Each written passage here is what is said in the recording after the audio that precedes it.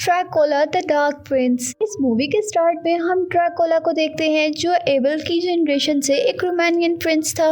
War की preparations हो रही थी ताकि वो तुर्क्स को अपने किंगडम से दूर रख सके। यहाँ ड्रैकुला उस वक्त तक अपनी वाइफ को हेड बना जाता है जब तक वो वापस आएगा। जैसे ही अब ड्रैकुला वॉर से वापस आता है तो वो देखता है कि उसके एडवाइजर्स ने उसकी वाइफ को मार दिया है। साथ ही वो एडवाइजर्स ड्रैकुला को भी मारने की प्लानिंग कर रहे हैं। ड्रैकुला को इस चीज से बहुत गुस्सा आता है। ड्रैकुला उन सब से लड़ता है और साथ ही सारे एडवाइजर्स को मार देता है सिवाय एक एडवाइजर के जो ड्रैकुला को लग रहा था कि अभी तक उसके साथ लॉयल है। इधर बहुत सारे लोगों का मर्डर करने पर ड्रैकुला को कर्स मिलता है कि वो अब अपनी आगे की जिंदगी अकेले ही गुजारेगा। सदियां गुजर जाती हैं और अब हम लियोनार्डो के ग्रुप को एक जंगल में देखते हैं जो लाइट ब्रिंगर को ढूंढने आया था। लाइट ब्रिंगर ही एक ऐसा वेपन था जो ड्रैकुला को मार सकता था। फिर जंगल में उन्हें लाइट ब्रिंगर मिल जाता है और उनका लीडर दो लड़कियों को उस लाइट ब्रिंगर को लेकर इस जंगल से बाहर जाने का कहता है क्योंकि उन्हें जंगल की सिचुएशन खराब लग रही थी। उन दोनों लड़कियों अलीना और एस्मी के वहां से जाते ही उन पर कुछ लोग अटैक कर देते हैं। ये ड्रैकुला के लोग थे। रैथ जो ड्रैकुला का गार्ड था उन लोगों पर अटैक कर देता है और उनमें से बहुत से लोगों को प्रिजनर यानी कैदी बनाकर ड्रैकुला के पास ले आता है। दूसरी तरफ रास्ते में जंगल क्रॉस करते हुए अलीना और एस्मी को जंगल से बहुत अजीब आवाजें आती और यहीं पर उनके घोड़े भी उन्हें गिराकर वापस चले जाते हैं और एस्मी इधर बेहोश हो जाती है। अब एस्मी जैसे ही होश में आती है तो उन पर कुछ डाकू अटैक कर देते हैं जिनका लीडर लूशन था। वो डाकू इन दोनों लड़कियों से वो लाइट ब्रिंगर ले लेते हैं और उन्हें अपने साथ कहीं और ले जाते हैं। इधर एस्मी और अलीना के ग्रुप का लीडर लियोनार्डो जो रैथ के हाथों बच गया था वो उन्हें ढूंढते ढूंढते यहाँ तक पहुँच जाता है। हाँ, वो उन दोनों पर बहुत ज्यादा नाराज होता है और इतनी ही देर में हम देखते हैं कि रैथ यानी ड्रैकुला का गार्ड यहाँ पर भी उन पर अटैक करने के लिए पहुँच जाता है। यहाँ उन लोगों के दरमियान में लड़ाई होती है, बहुत से डाकू मारे जाते हैं और रैथ अलीना को उठाकर अपने ड्रैकुला के पास ले जाता है। ड्रैकुला जैसे ही अलीना को देखता है तो हैरान हो जाता है क्योंकि वो उसे बिल्कुल अपनी वाइफ की तरह लगती है। ड्रैकुला अपने एडवाइजर से कहता है कि इसका बहुत सारा ख्याल रखना और इसे यहाँ से ले जाओ। दूसरी तरफ हम देखते हैं कि एस्मी और लियोनार्डो के साथ लूशन भी था जो अब अलीना को पसंद करने लगा था और वो अलीना को छुड़वाने के लिए अब ड्रैकुला को ढूंढ रहे थे और इस काम को करते करते अब सुबह हो जाती है। दूसरी तरफ हम दोबारा ड्रैकुला को देखते हैं जो अपने एडवाइजर से बात करते करते एक ऐसे कमरे में जाता है जहाँ एक कॉफिन था। अजीब बात तो ये थी कि वो ड्रैकुला उस कॉफिन में जाकर लेट जाता है और शायद ये उस कर्स का नतीजा है जो मूवी के स्टार्ट में हमने देखा था। हाँ, ड्रैकुला के उस कॉफिन में लेटते ही अलीना डरकर उठ जाती है और उस रूम को देखने लगती है जहाँ पर उसे रखा गया था। उस रूम को देखते देखते जैसे ही अलीना बाहर आती है तो उसे दूसरे रूम से कुछ आवाजें आती हैं और अलीना अब उस रूम में चली जाती है जहां से उसे आवाजें आ रही थी और इस रूम में जाकर देखती है कि वहां पे वो ड्रैकुला का एडवाइजर था। इधर अब ड्रैकुला के एडवाइजर से अलीना बातें करने लगी थी और उसे बताती है कि मुझे बिल्कुल यकीन नहीं होता कि जो बचपन में हमने कहानियां सुनी थी वो सच भी हो सकती हैं। फिर ड्रैकुला का एडवाइजर उसे दूसरे रूम में ले जाता है और जैसे ही वो अब उसकी बॉडी पे लगी इंजरीज की बैंडेज कर रहा था तो वो उसे कहती है तुम्हारा लॉर्ड एक इंसान नहीं बल्कि डीमन यानी शैतान है, उसे मर जाना चाहिए। यहाँ वो एडवाइजर उसे अजीब सी नजरों से देखता है और उसकी बात को इग्नोर कर देता है। इसके बाद सीन दोबारा लूशन, एस्मी और लियोनार्डो तक जाते हैं जहां पर वो लाइट ब्रिंगर को यूज करने की प्रैक्टिस कर रहे थे। वो लाइट ब्रिंगर को एक्टिवेट कर रहे थे लेकिन वो एक्टिवेट नहीं होता और इतनी देर में लियोनार्डो लूशन के हाथ में एक कट लगाता है और उसका ब्लड उस लाइट ब्रिंगर के अंदर डालता है तो लाइट ब्रिंगर फौरन से एक्टिवेट हो जाता है। अब लियोनार्डो उन्हें इस लाइट ब्रिंगर्स की पावर के बारे में बता रहा था। कहता है कि अगर इस लाइट ब्रिंगर के अंदर किसी वैम्पायर का खून डाल दिया जाए तो ये लाइट ब्रिंगर किसी मरे हुए इंसान को भी जिंदा कर सकता है। इधर हम दोबारा एलिना को देखते हैं जो इसे निकलने की कोशिश कर रही थी पर रास्ते में उसे एक लड़की मिल जाती है तो उसे एक डाइनिंग हॉल तक ले जाती है। वहाँ पर कोई पार्टी चल रही थी और वो बताती है कि हमें यहाँ पर बहुत मजा आता है, तुम भी हमारे साथ यहाँ मजा करो। ये कहते कहते एलिना अचानक बेहोश हो जाती है। अब वो सारे लोग एलिना को एक टेबल पे लेटाते हैं और असल में वो सारे लोग वैम्पायर्स थे और वो एलिना को खाने के लिए इस ट्रैप को बनाते हैं। अब जैसे ही वो लोग एलिना को खाने ही वाले थे कि वहाँ पर जल्दी से से ड्रैकुला आकर एलिना को बचा लेता है और वो अपने एडवाइजर को भी खूब बुरा भला कहता है क्योंकि उसने अपने एडवाइजर को ये जिम्मेदारी दी थी कि वो एलिना को ख्याल रखे।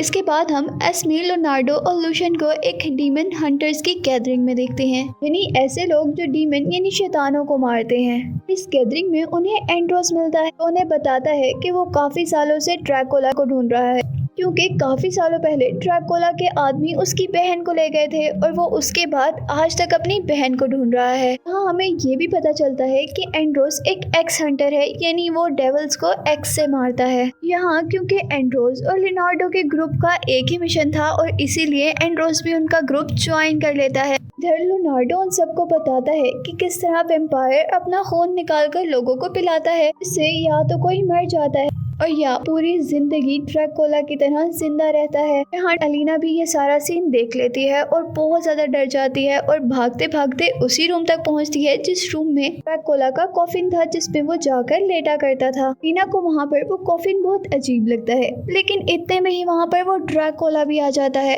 अब एलिना उस ड्रैकुला से कहती है कि आओ, तुम मुझे मारने ही आए हो ना, तो मार दो।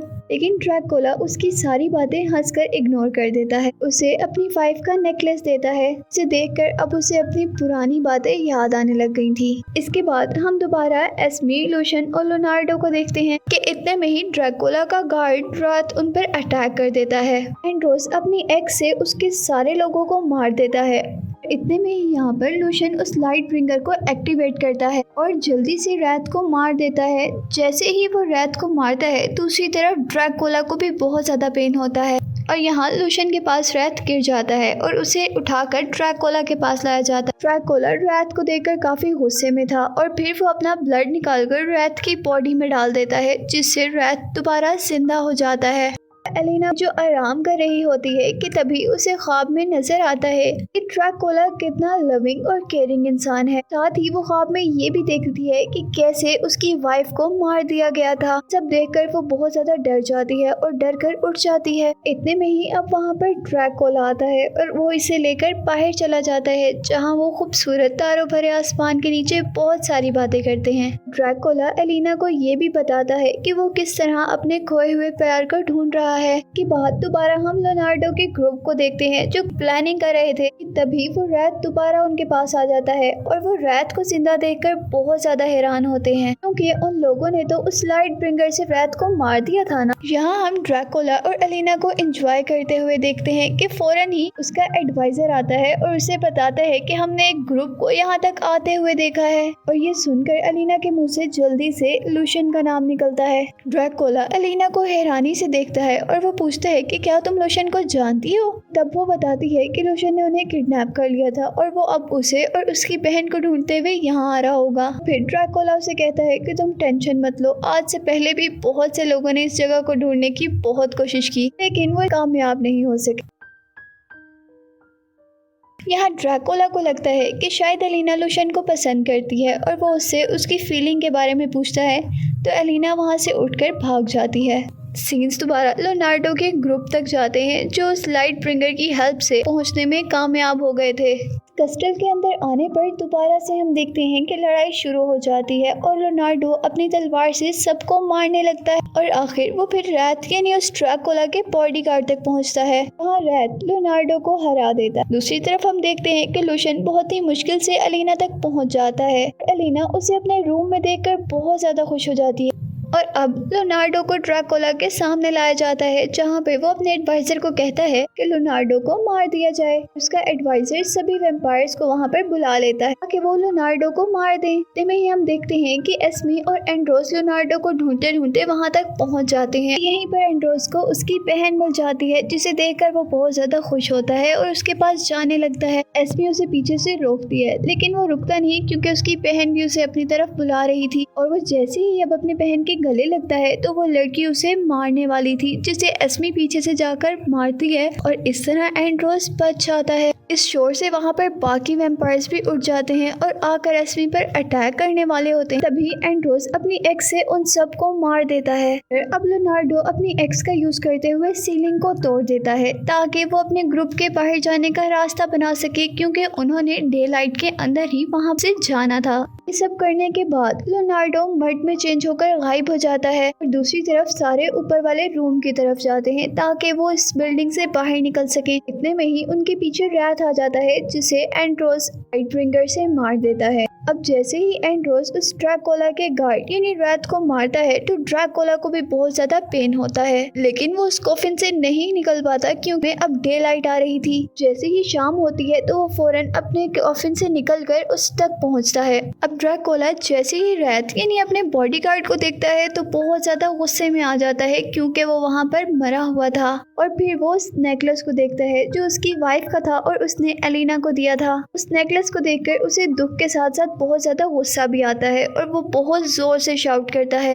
इसके बाद हम दोबारा लूशियन और एस्मी के ग्रुप को देखते हैं जो अब सारे डीमन हंटर को इकट्ठा कर रहे थे ताकि वो वहां पर वैम्पायर्स को मार सके और अब वो इन सबको इकट्ठा करके अटैक कर देते हैं। ड्रैकुला सब वैम्पायर से उन लोगों को खत्म करने का कहता है। अब ड्रैकुला के ग्रुप और उन ग्रुप के दरमियान में लड़ाई हो रही थी और यहीं पर एक एलिना को मारने ही वाला था कि एलिना जल्दी से ड्रैकुला की हेल्प मांगती है। जैसे ही ड्रैकुला एलिना के पास आता है तो पीछे से उसका एडवाइजर ही उसे मार देता है। ड्रैकुला मरने वाला था तो उसका एडवाइजर उसे बताता है कि उसने ही उसकी वाइफ को बहुत सालों पहले मारा था। लूशियन जिसे ड्रैकुला ने जख्मी कर दिया था जल्दी से एस्मी की तरफ एक नाइफ फेंकता है और एस्मी वो नाइफ ड्रैकुला के इस एडवाइजर को मारती है जिससे वो मर जाता है। अब यहाँ एंड्रोस भागकर आ रहा था और उसके हाथ में लाइट ब्रिंगर भी और वो बिल्कुल उस ड्रैकुला को मारने ही वाला था कि लूशियन उसे रोक देता है क्योंकि उसे पता चल गया था कि एलिना अब उसे पसंद करती थी। यहाँ एलिना उस मरते हुए ड्रैकुला को उठाकर उसके कॉफिन रूम तक जाती है और उससे रिक्वेस्ट करती है कि तुम तो अपने आप को जिंदा कर सकते हो ना, तो प्लीज अपने आप को ठीक कर लो। लेकिन वो उसकी बात नहीं मानता और आखिर अब एलिना भी वहीं पर रहकर उसका इंतजार करने वाली थी। और अब मूवी के लास्ट में लूशियन एलिना को टूटे हुए दिल के साथ वहां पर छोड़कर आगे बढ़ जाता है और यहीं पर मूवी का एंड हो जाता है।